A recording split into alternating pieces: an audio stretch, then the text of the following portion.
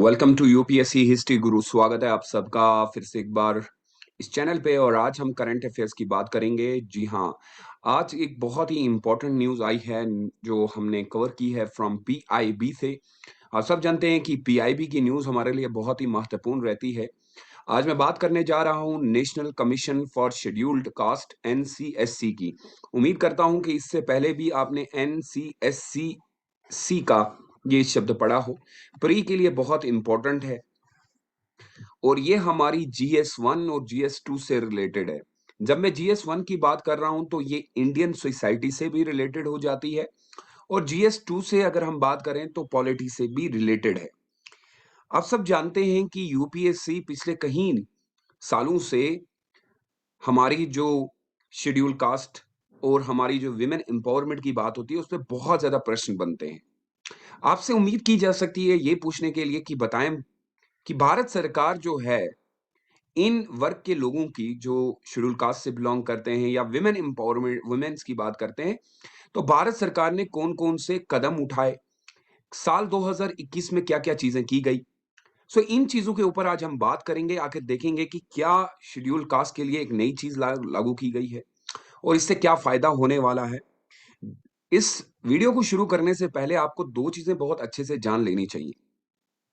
जब मैं बात कर रहा हूं नेशनल कमीशन की फॉर शेड्यूल्ड कास्ट एनसीएससी की, तो इसका मतलब है कि इन्होंने कोई एक ऐसा स्टेप उठाया है जिससे ये जो शेड्यूल कास्ट के लोग हैं, इनकी जो प्रॉब्लम्स है, इनके जो ग्रीवेंसेस हैं, उनको कैसे सुना जाएगा। जी हाँ, न्यूज़ इसी से रिलेटेड है। अब जब आप कभी भी मेंस का आंसर लिखें, तो आप कोशिश कीजिएगा कि करंट अफेयर्स को उसमें इंक्लूड करने की। वरना मोस्ट ऑफ द टाइम क्या होता है कि हम प्रीवियस चीज़ों को जानने की कोशिश करते हैं, प्रीवियस चीज़ें लिखते हैं, तो उसमें हमारे मार्क्स कट जाते हैं। तो चलें शुरू करते हैं इस न्यूज़ को, जो कि हमारे लिए बहुत इम्पोर्टेंट है। बार-बार मैं आपको कहता हूँ कि आपको भी देखना पड़ेगा कि आपके यूपीएससी के एग्ज़ाम से कौन-सी चीज़ें इम्पोर्टेंट है। तो सबसे पहली चीज़ जब मैं बात कर रहा हूँ कि क्या-क्या चीज़ें इसमें नोट करने की ज़रूरत है, सबसे पहले हम देखते हैं कि जो एनसीएससी, ये समझिएगा, ये डिपार्टमेंट ही है। इन्होंने क्या नया स्टेप उठाया है, यानी कि national commission for schedule caste. इन्होंने एक बहुत ही अच्छा कंसेप्ट लिया। सबसे पहले इन्होंने एक पोर्टल बनाया है। पोर्टल आप देखिएगा, यानी कि हम ये कह सकते हैं कि इंटरनेट के ऊपर, ठीक है, इंटरनेट के ऊपर बात की गई। इन्होंने एक पोर्टल क्रिएट किया। अब इस पोर्टल के ऊपर क्या चीज होगी, तो ये पोर्टल के ऊपर जितने भी शेड्यूल कास्ट पॉपुलेशन है, उनके जितने भी ग्रीवेंसेस हैं, यानी कि उनकी जो प्रॉब्लम्स हैं, उनको जो है वहां पे क्या किया कि जाएगा, अपलोड किया जाएगा। अब देखिए कि हम जब डिजिटल इंडिया की बात कर रहे हैं, तो हमें हर एक पॉपुलेशन को इसमें इंक्लूड करना पड़ेगा, या हम ये कह सकते हैं हर वर्ग के लोगों को हमें इसमें इंक्लूड करना पड़ेगा। अब जब ये पोर्टल बनाया गया है, तो जरा इसकी बात कर लें, इस पोर्टल पे क्या चीज की जाएगी। तो याद रखिएगा, इसमें इनकी जो कंप्लेंट्स हैं, जो इनकी दिक्कतें हैं, वो सोशल हो, इकोनॉमिक प्रॉब्लम्स हो, ये इसमें कंप्लेंट को दायर कर सकते हैं। ठीक है भाई, बहुत अच्छी चीज है। यहाँ पे हम लोग भी चाहते हैं कि ये डिजिटली बहुत साउंड हो जाए और ये कंट्री के किसी भी पार्ट में अगर हैं, वहां से जो है ये कंप्लेन अपनी रेज कर सकते हैं। अब आपको पूछा जाएगा कि ये जो पोर्टल है, ये कैसे कोलैबोरेट किया गया है। जरा इस पोर्टल की बात करते हैं। अब ये पोर्टल ही इंपॉर्टेंट है, तो इस पोर्टल को अगर आप देखेंगे, तो ये पोर्टल किस तरीके से काम करेगा। अब इसको क्या किया है इन्होंने ऐसे डिजाइन किया है कि इसको कोलैबोरेट कर दिया गया है, यानी कि इसके अंदर और संस्थाओं को भी जोड़ा गया है। कोलैबोरेशन कैसे की गई है, कोलैबोरेशन बहुत इंपॉर्टेंट, ये यूपीएससी प्री पूछेगा। कोलैबोरेशन ऐसे की गई है कि हमने इनमें कुछ डिपार्टमेंट को ऐड किया हुआ है। जैसे सबसे पहले अगर आप देखेंगे, भास्कर भास्कर आचार्य इंस्टीट्यूट, ये यूपीएससी का प्री का सवाल बनेगा। इंस्टीट्यूट क्या काम करते हैं, फॉर स्पेस एप्लीकेशंस, ठीक है, स्पेस एप्लीकेशंस, इनको इंक्लूड किया है। उसके बाद हमने इंक्लूड किया है जियो इंफॉर्मेटिक दो इसमें इंक्लूड है, जियो इन्फॉर्मेटिक यानी कि जिनको हम कहते हैं BISAG, और तीसरा जो इंक्लूड किया गया है वो इंक्लूड है मिनिस्ट्री ऑफ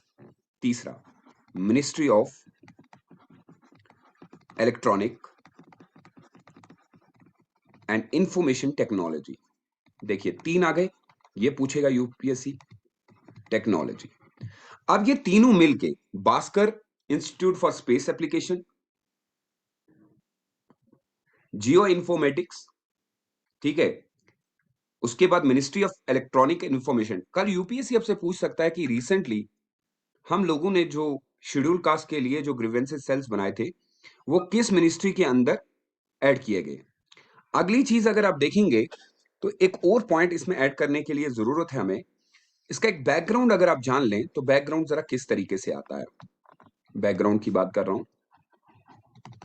बैकग्राउंड में ये है कि ये जो national commission for schedule caste जो आता है ये सेटअप किया गया है अंडर द आर्टिकल, किस आर्टिकल के अंडर ये सेटअप किया गया। ये आर्टिकल आता है 338, याद रखिएगा, ये पॉलिटी का क्वेश्चन बनेगा, of the constitution of India. इसके ऑब्जेक्टिव्स क्या हैं, तो ऑब्जेक्टिव्स आपसे पूछे जाएंगे, बताइए जी इसके ऑब्जेक्टिव्स क्या है। मेन ऑब्जेक्टिव इसका है इन्वेस्टिगेट करना, प्रॉब्लम्स की इन्वेस्टिगेट करना कि इनके क्या ग्रीवेंसेस हैं। इन्वेस्टिगेट तो कर लेंगे, अगली चीज क्या है, जब हम इन्वेस्टिगेट करेंगे तो इन्वेस्टिगेट करने के साथ इसको मॉनिटर भी करना है। तो दूसरा पॉइंट आएगा कि उनकी प्रॉब्लम को पूरी तरीके से मॉनिटर किया जाए। तीसरी चीज सेफगार्ड, यानी कि अगर कोई प्रॉब्लम बहुत ज्यादा है तो कैसे उनको सेफगार्ड किया जाएगा। खासकर पर्टिकुलरली ये जो पोर्टल रहेगा इसके ऑब्जेक्टिव आर्टिकल 338 में सिर्फ ये प्रोवाइड करता है शेड्यूल कास्ट को, ये याद रखिएगा। अंडर द लॉ ये किसके अंडर काम करेंगे भाई, ये तो काम करेंगे गवर्नमेंट ऑफ इंडिया के। तो इसका मतलब है कि ये जो सोशल इश्यूज हैं, अभी देखिए क्या प्रॉब्लम है, वो जरा प्रॉब्लम्स क्या हैं जो इससे रेक्टिफाई की जा सकती हैं। भाई प्रॉब्लम्स अगर हम देखते हैं तो प्रॉब्लम हमें सोशल इश्यूज में देखने को मिलती है। सोशल इश्यूज में क्या क्या प्रॉब्लम आपको शेड्यूल कास्ट को फेस करनी पड़ रही है। पहली प्रॉब्लम जो सबसे मेजर प्रॉब्लम इनकी है दैट इज कॉल्ड डिस्क्रिमिनेशन। आप सब जानते हैं कि इनको डिस्क्रिमिनेशन फेस करनी पड़ती है। यह हमारे 21 सेंचुरी की सबसे बड़ी प्रॉब्लम, यानी कि भेदभाव। ये अपने पोर्टल में डाल सकते हैं, पहली प्रॉब्लम इनकी। दूसरी प्रॉब्लम ये अभी बहुत ज्यादा जो है अनएम्प्लॉयमेंट है, उतने ज्यादा पढ़े लिखे नहीं है, उनकी प्रॉब्लम कैसे दूर की जाएगी, अनएम्प्लॉयमेंट का इश्यूज। तीसरा इनका सबसे बड़ा प्रॉब्लम जो है वो है हाउसिंग इशू। हाउसिंग इशू किस तरीके से ये सारी रेक्टिफाई किए जाएंगे। प्लस इनको हमें किसी तरीके से एग्रीकल्चरली, जो एग्रीकल्चर का हमारा एग्रीकल्चर जो इश्यूज इनको फेस करने पड़ते हैं क्योंकि ये शिफ्टिंग कल्टीवेशन वगैरह करते हैं जिससे हमें प्रॉब्लम होती है, उसके ऊपर क्या बात होगी।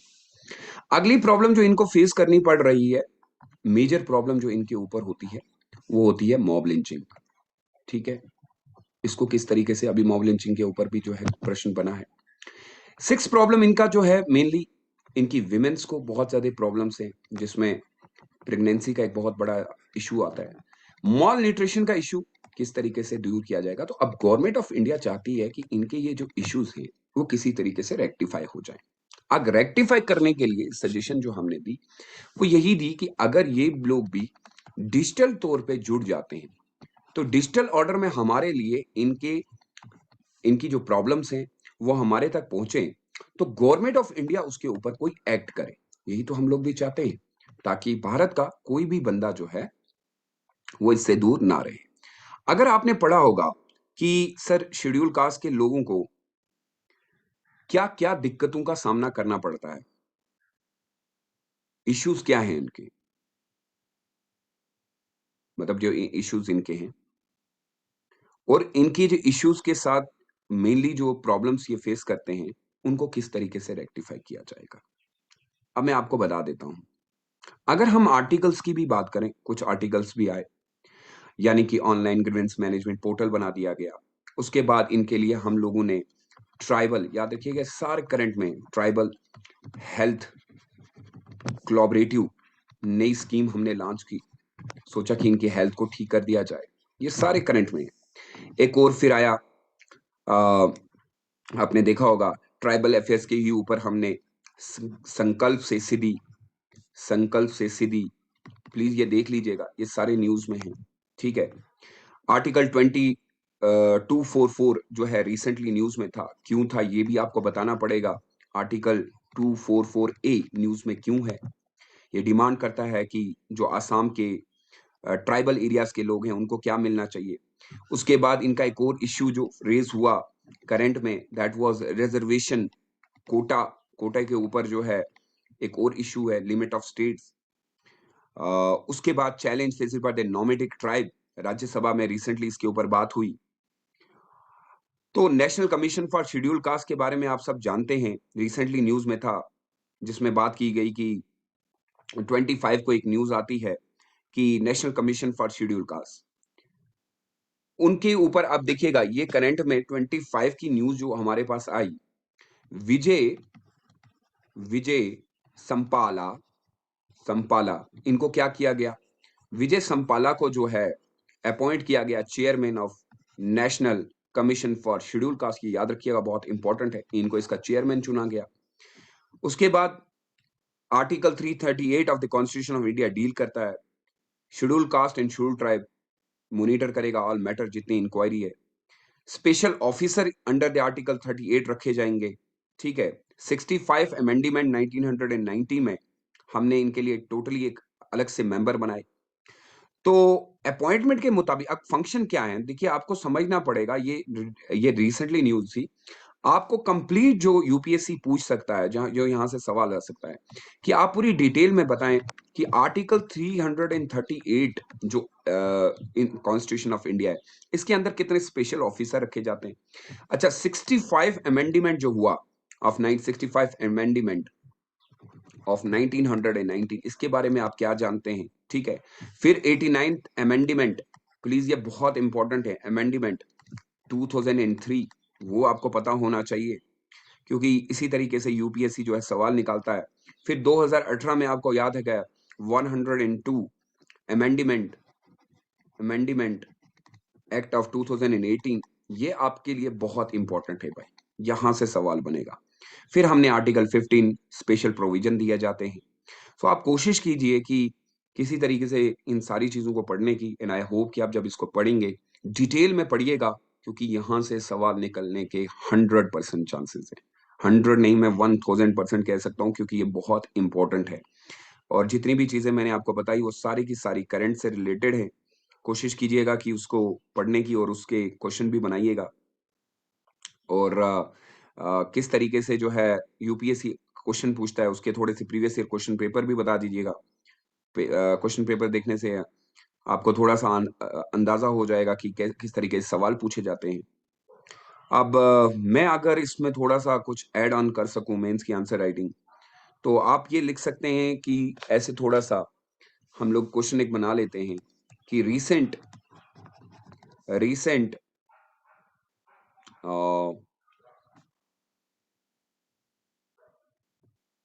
Development and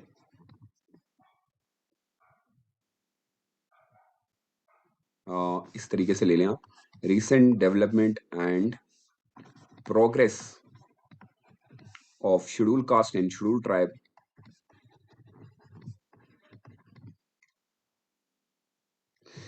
schedule caste and schedule tribe by the government of India.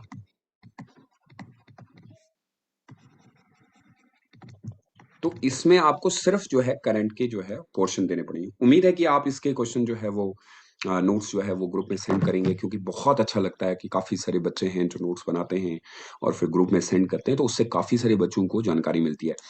Clearly बता देता हूँ कि ये न्यूज़ जो है वो पीआईबी की थी जो मैंने कवर की। उम्मीद करता हूँ कि आप भी पीआईबी के ऊपर बहुत ज़्यादा ध्यान रखेंगे। मिलता हूँ फिर से एक बार नई करंट अफेयर की न्यूज़ के साथ, तब तक अपना ज़्यादा रखिएगा ख्याल। Bye bye.